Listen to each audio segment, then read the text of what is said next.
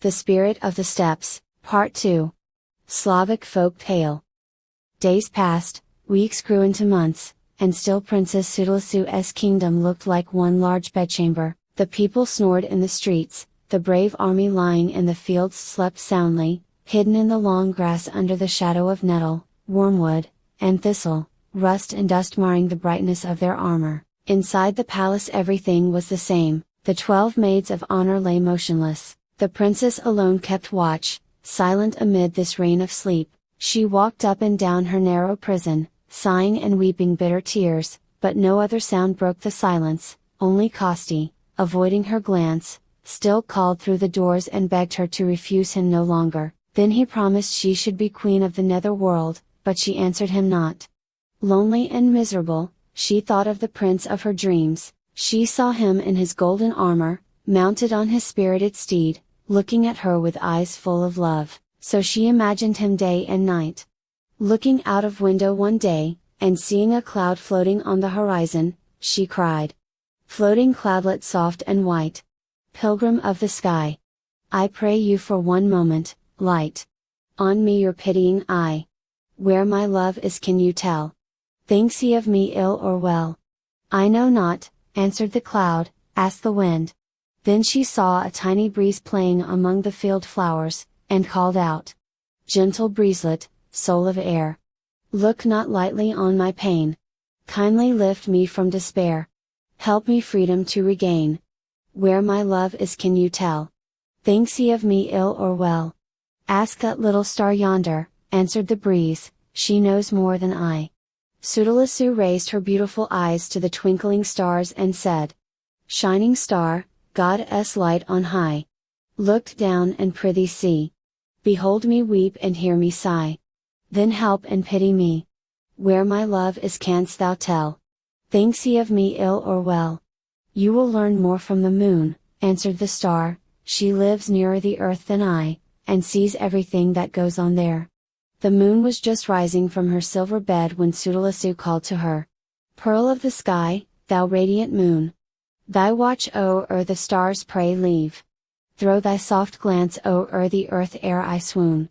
O'ercome by my sorrows I weep and I grieve. I pine for my friend, O ease thou my heart. And say, am I loved? In his thoughts have I part? Princess, replied the moon, I know nothing of your friend, but wait a few hours, the sun will have then risen, he knows everything, and will surely be able to tell you. So the princess kept her eyes fixed upon that part of the sky where the sun first appears, chasing away the darkness like a flock of birds. When he came forth in all his glory she said. Soul of the world, thou deep fountain of life, eye of all-powerful God, visit my prison, dark scene of sad strife. Raise up my soul from the sod, with hope that my friend whom I pine for in love, may come to my rescue. Say, where does he rove? Sweet Sudalisu, answered the sun, dry the tears that like pearls roll down your sad and lovely face. Let your troubled heart be at peace, for your friend the prince is now on his way to rescue you. He has recovered the magic ring from the nether world, and many armies from those countries have assembled to follow him. He is now moving towards Kosti's palace, and intends to punish him, but all this will be of no avail, and Kosti will gain the victory, if the prince does not make use of other means which I am now on my way to provide him with. Farewell, be brave, he whom you love will come to your aid and save you from Kosti and his sorceries. Happiness is in store for you both.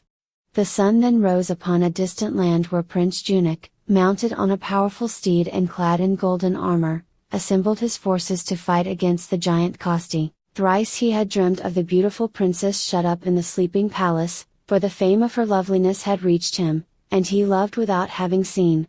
Leave your army where it is, said the sun, it will not be of the slightest use in fighting against Kosti, he is proof against all weapons. The only way to rescue the princess is to kill him, and there is but one who can tell you how to do it, and that is the witch, old Yaga. I will show you how to find the horse that will carry you straight to her. First take the road to the east, and walk on till you come to a wide plain. There, right in the middle of the plain, are 3 oaks, and in the center of these, lying close to the ground, is an iron door with a copper handle. Behind the door is the horse, Also an invisible club. Both are necessary for the work you have to do. You will learn the rest afterwards. Farewell."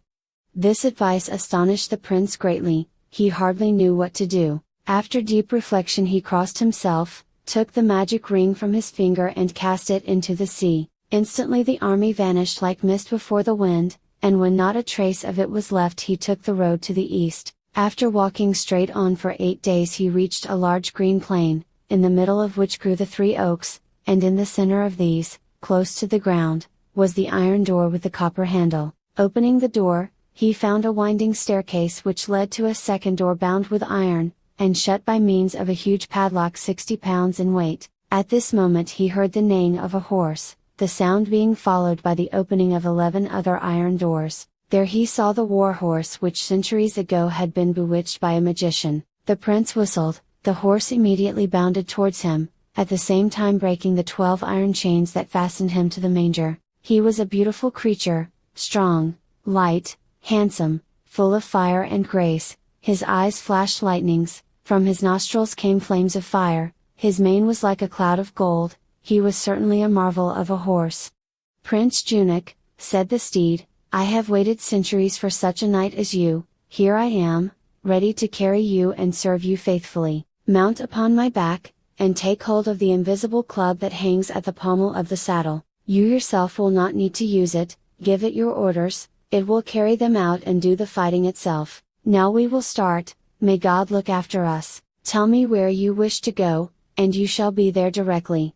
The prince quickly told the horse his history, mounted, seized the club, and set off. The creature capered, galloped, flew, and swam in the air higher than the highest forest but lower than the clouds. He crossed mountains, rivers, and precipices. He barely touched the blades of grass in passing over them, and went so lightly along the roads that he did not raise one grain of dust.